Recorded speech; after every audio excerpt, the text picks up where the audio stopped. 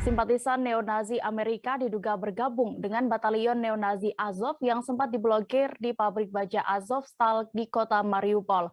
Baru-baru ini mereka diketahui menyerah kepada pasukan Rusia. Seorang mantan anggota Badan Intelijen Ukraina membongkar isi percakapan antara simpatisan neo-Nazi Amerika Serikat dan Ukraina.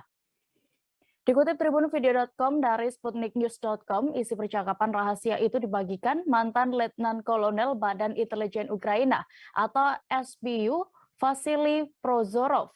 Ia menyebut Nazi Ukraina, Amerika Serikat, dan negara-negara lain melakukan obrolan pribadi yang rahasia di Telegram. Dengan bukti tangkapan layar, Prozorov menceritakan bagaimana mereka berdiskusi. Menurut Prozorov, seorang Nazi Amerika bernama Ken McClellan atau dengan nama Telegram Boneface ada dalam obrolan tersebut.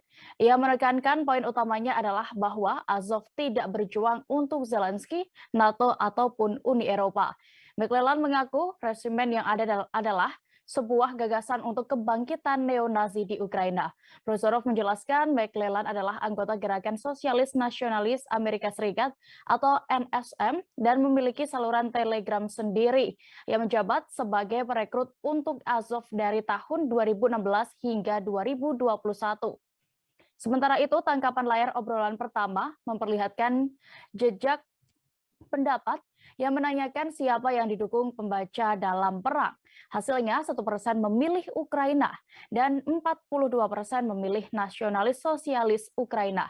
Tangkapan layar selanjutnya menunjukkan bahwa yang diduga sebagai tentara bayaran bahkan mengaku tidak menghormati Presiden Ukraina Volodymyr Zelensky.